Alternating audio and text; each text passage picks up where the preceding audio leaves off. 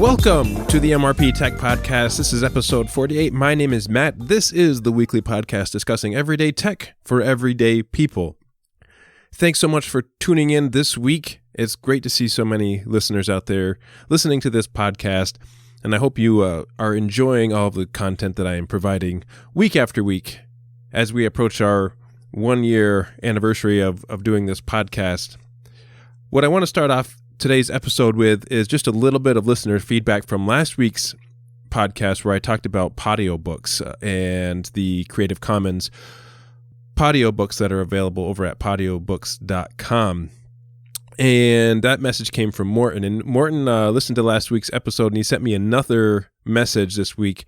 And he mentioned saying one thing that I forgot, which is probably more interesting to your interest in the classics, is he says, have you ever listened or ever took a look at LibriVox.org? It's where people record public domain classics. The quality varies greatly, but the archive is impressive in scale. And I just got this email right before the show started today, and really interested, go over to LibreOffice.org. Sorry about that. LibriVox.org. And you can take a look at the repertory that they have as far as some of the public domain audiobooks. They're looking for people to record these books, and they're also making these audiobooks available. And I am anxious to check this out and take a look at some of the things that they have available. But I just wanted to pass that message forward, as I mentioned, wanting to read some of the older classics that are around that happen to be in public domain. So if I can get a couple of free audiobooks, I'd love to check it out. And if you've used LibriVox before, please let me know what you think of it and if you have any recommendations for great audiobooks. So it's LibriVox.org, LibriVox.org. Okay, so today I've got a somewhat controversial topic that I want to discuss with all of you and maybe get some opinions from my listeners on an opinion that I'm trying to form myself. And I'm trying to form an opinion on Amazon.com. I've used Amazon for years. I have subscribed to a lot of their services, but I haven't decided yet my opinion on the company itself, and want to ask the question, do you think Amazon is evil, an evil corporation, or do you think they are out for the customer's best interests? Now, I'm going to go through a lot of different topics, but one of the ones that I want to start with that I came across was, of course, an opinion from Richard Stallman about Amazon and the reason why you should not buy from Amazon. And first of all, one of his very first opinions that he gives is the unethical practices that he claims that any website selling MP3s on the internet imposes a EULA, and that's inexcusably wrong. Many streaming sites do this as well, and all of them identify the purchaser. So it's better to buy from a store and pay cash than get a copy through sharing. He says if you want to buy a book, you should order it directly from the publisher or through a local bookstore.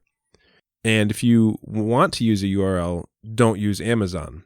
And he goes into various reasons, and he's got a wide range of topics from the size of Amazon to he believes that they're sabotaging customers.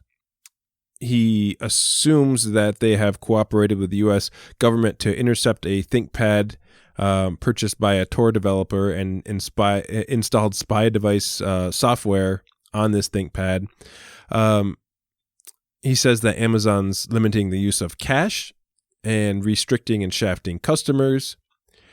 He believes that Amazon has cut off the service to WikiLeaks, so they're sort of censoring certain ebooks and bestseller lists that can be manipulated over time. He says Amazon likes to snoop, and the workers are exploited, the employees are exploited, and that they're shafting publishers all around the world, not to mention dodging taxes and choosing expensive vendors for various reasons. And he has a wide range of complaints against Amazon. So there are some thoughts right there, right off the bat, that showing maybe some of the not so great things about Amazon. Some of those are absolutely legitimate. Others, I think, are more opinion-based, and we all have our opinions on what Richard Stallman does and thinks, and as he's an advocate for the free and open in every aspect of life, and he is sort of the spokesperson for that particular lifestyle. So I wanted to start off today by talking about a new book I'm reading. It's called The Everything Store, Jeff Bezos and the Age of Amazon. It's written by Brad Stone, narrated by Pete Larkin, and published by Hachette Audio. And the book is a couple of years old now. I think it was released in 2013. And I just recently picked it up because I had listened to some other books about Google and about Apple. And I really wanted to listen to it. And sort of just by the publisher's summary of the book, they sort of claim it as a definitive story of Amazon.com, one of the most successful companies in the world, and its driven and brilliant founder, Jeff Bezos. So the book to me didn't actually seem all that appealing at first, and I sort of was going to just listen to it as sort of research for this podcast. I'm about 4 hours, maybe 5 hours in the book now, so I'm about halfway through it. And the book is excellent. It's really narrated well, and sort of made me start thinking about Amazon a little bit more than I had in the past. So Amazon, we all know, is the everything store where you can purchase just about any item that you want to, and you can find it available. If it's not available through Amazon, it's available through other companies associated with Amazon.com. And in the book itself, it sort of goes in chronological basis, and I am up to about 2002 of Amazon's history. And one of the early comparisons that this book makes is the comparison to Amazon's CEO, Jeff Bezos, to Apple's CEO at the time, Steve Jobs, and how they both had sort of this revolutionary vision, and they even stole the term reality distortion field that Steve Jobs had. And even though they were doing two different things, Steve Jobs was revolutionizing personal computers, and Jeff Bezos was revolutionizing online retail. The similarities are there in the fact that these were two brilliant men who created something that did not exist prior to them starting their ventures. And so Jeff Bezos, when he founded Amazon, prior to Amazon, one of the things he was throwing around different names. One of the names that he came up with was Relentless, and he actually has the domain relentless.com. And they said in the book that if you go to relentless.com, you will still be forwarded to Amazon.com. And I just tried that as I was speaking right there, and it actually does work. So if you go to relentless.com, it will forward to Amazon.com. And that's kind of amusing that they've kept the domain this long, since the mid-90s. But Jeff Bezos, he started by hiring the best talent that he had available.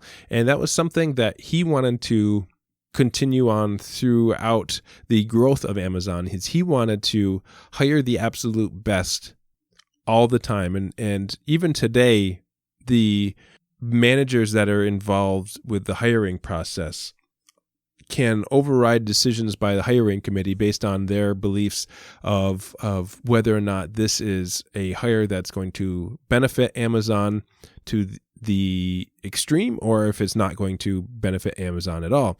And so these managers have permission to, if a committee wants to hire someone, they can override that by just one vote, saying that it's not on par with the Amazon hiring practices, which is interesting, that they want to hire the best people.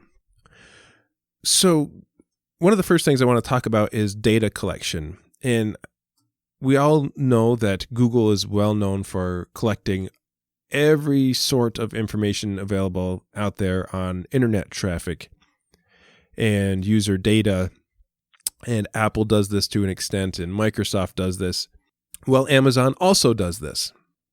And from the research that I've done, they're tracking everything you do on Amazon.com to improve the user experience and help you purchase similar items, purchase items that are related to each other.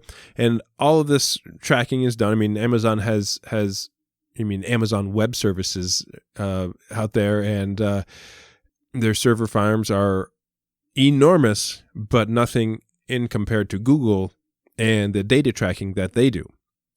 Another thought that occurred to me is relating Amazon to Apple again and trying to figure, what does Amazon pay their warehouse employees compared to what Apple would pay workers in their factories in China to develop things like iPhone and iPad. Well, from the information that I came across, Amazon warehouse workers make anywhere from $12 to $15 an hour. And Apple iPhone workers in China make the equivalent of about $1.50 an hour. And sometimes they're required to work overtime without overtime pay. So in my mind, Amazon warehouse workers are paid, at a minimum wage or slightly above minimum wage type job, depending on which state you're living in. And they're paid respectably. They're not paid under the table. They're paid in regards to federal law, and that obviously is something that they're mandated to do. So these warehouse workers are in the country, in the United States. I'm not sure what they get paid in places like England, where Amazon has Amazon.com/ or Amazon.co.uk. But in the United States in particular, they're paid respectably. One of the other things that I started when this book started talking about Jeff Bezos, one of the striking similarities that I started thinking about was the similarities between Jeff Bezos and Elon Musk. Now, first of all, they both own rocket companies, so that's a plus right there. Jeff Bezos owns Blue Origin. Elon Musk obviously owns SpaceX at this point. And in my opinion, though, it's more about their vision as CEOs. Jeff Bezos, from the very beginning of Amazon, this book has reinforced over and over and over that his primary view was the customer first and to not worry about the competitors and not make the competitors their focus. So the customers were their focus. And, other companies out there, Microsoft, Apple, Google, they're more worried about their competitors than they are their customers. And so Jeff Bezos had a very different vision of the future when it came to online retail stores. And Elon Musk has a very different vision of the future than most other people out there. His mission is to send people to Mars and get there sooner rather than later to make a better future for all of us. And so they have very different visions, but they're very vision focused on what they want to do. Both companies have had series of financial troubles in their beginnings and therefore have been mocked by critics over the years. And I think Jeff Bezos has sort of been through it all in the history of Amazon. He has his stock prices went way up and then went way down, and he never lost sight of his vision.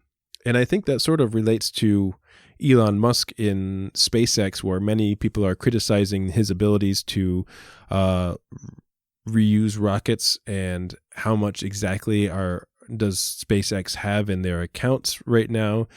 They have, as someone pointed out to me in a comment on the YouTube channel, they claim to have over $10 billion, but most of that is in contracts with future launches.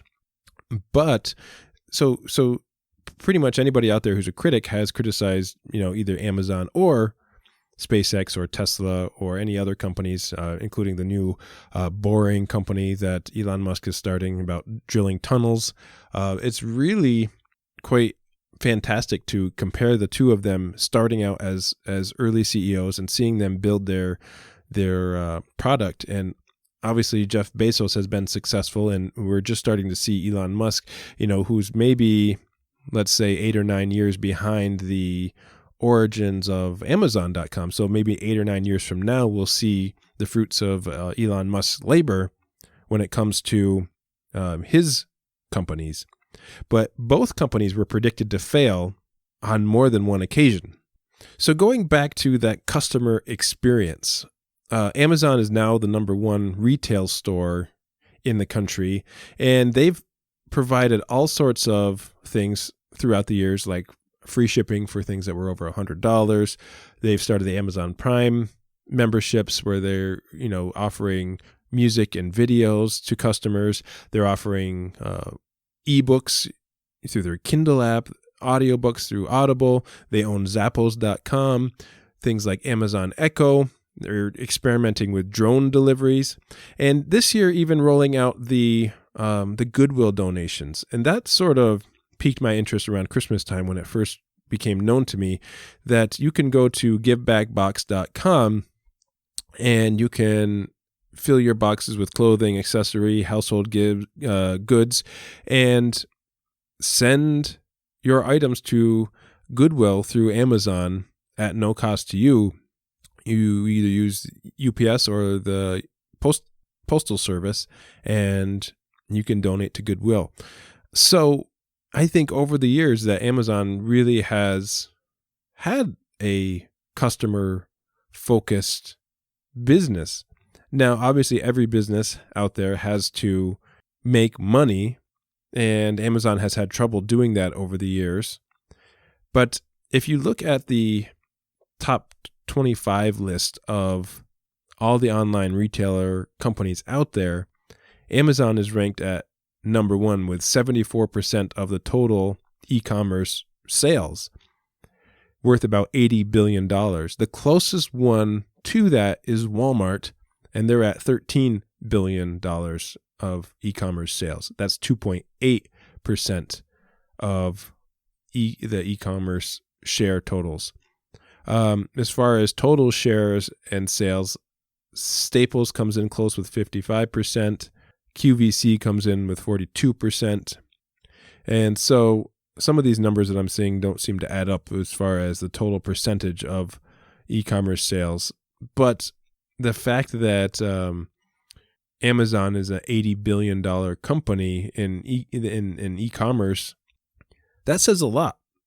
And one of the things that I found striking a couple of years ago, and this is what made me sort of question this, is there have long been rumors about Jeff Bezos and overworking the executives at Amazon, forcing them to work super long hours during the holidays, to executives even taking over customer support phone lines early on, and all the way down to the warehouse employees working in conditions that are really harsh, whether you're working in a warehouse with no air conditioning or employees having to pay for parking, and Amazon being extremely frugal with expenses. So to give you an example, everyone knows Google. When you go to Google and you work at Google, you are given lots of free perks, whether it's free parking or free food, free exercise rooms, and the list goes on because Google makes $500 and some odd billion in advertising costs where they're able to give those perks. Well, Amazon is quite frugal. They make their employees pay for parking and don't give a lot of perks to their employees. Now, this doesn't really upset me a whole lot because, where I work, I have to pay for my lunches if I choose to buy lunches. And I'm not expected to, say in my summer job when it's the hottest time of year, I work in places that don't have air conditioning. And sometimes, the air conditioning would be nice, but that's not a make or break thought process for me to not want to work at where I work in the summertime. And sometimes the workload is really insane with dealing with thousands of people in a single day, and sort of comparing that to the Amazon workers who have to fill 100 queues per hour. So they're running back and forth in their warehouse trying to get all of these orders that are happening on Amazon. And I'm not really upset by that. They're paid a reasonable amount for their work.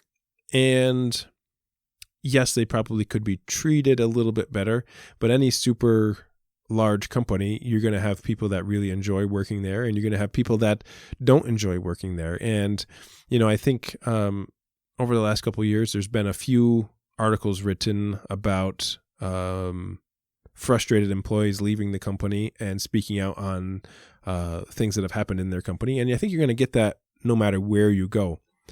So even people who work for Google, I'm sure, have left the company disgruntled at some point in time. So there's a lot of great things about Amazon. There's a lot of not so great things about Amazon. I'm curious what you all think. I'm not forming an opinion just yet. I'm going to finish reading this book. Obviously, the book is geared more towards pro-Amazon. But like I said, I'm an Amazon user. I'm a Prime member. I subscribe to Audiobooks. I watch movies on Amazon. And I just had an order from Amazon that I ordered yesterday. And, the 2-day delivery is something that's really nice. And some people are even excited about the drone deliveries. I don't know what I think about that yet either. That's probably a long way out still. But they're being innovative still after so many years of trying new things, failing sometimes, innovating and changing with the online environment that's rapidly moving. So, speaking of drone deliveries, if anybody out there is interested in drones, I've got a Facebook page for you to check out. This is a friend of mine who just recently started with his Phantom 4 drone, filming in 4K, the area that I sort of am from. And we are in a beautiful mountainous region. And he is taking pictures of some of the things around our area. And the name of the Facebook page, if you're interested in this, is High Peak Drone Adventures. And check that out on Facebook, because he's got some really great drone shots of really beautiful mountainous areas, including old mining towns and mining villages. And just encourage you to check that out. Again, that's High Peak Drone Adventures. Giving him a plug because he's just an enthusiast. He just loves to use drones for fun. He doesn't really do it as a business, but it's such a beautiful area that he lives in that I encourage you to check that out. I may talk a little bit more about that in the future. He's mentioned a couple of other drones that he's considering purchasing, some of the newer drones that are out there, but I believe he said that it was filmed in 4K. So encourage you all to check that out. And for now, stay tuned. This week there will be no live show on Friday. I will not be available on my YouTube channel, but you may see me at some point in time step on the live stream just for a little bit for fun. This episode is pre-recorded because I'm going to be gone when I normally launch this podcast every week. And if you're curious about other things that I'm doing, go to mrptechreviews.com. I got a lot of great information out there. You can also go to my YouTube channel, MrpTech Reviews, and please subscribe to that channel. Help me get more listeners, help me get more viewers. Spread the word for me. I would really appreciate that. Try to provide some interesting topics and interesting thoughts week after week. And I am approaching the 1-year mark of this podcast, so that's awesome. And thank you all for listening and sticking with me for about a year now. That's going to do it for this week. Got a lot of great topics coming down the line. Send me an email, mrptechreviews@gmail.com. Be glad to hear from you. We will see you next time. Thanks so much for listening. I hope you all have a great week.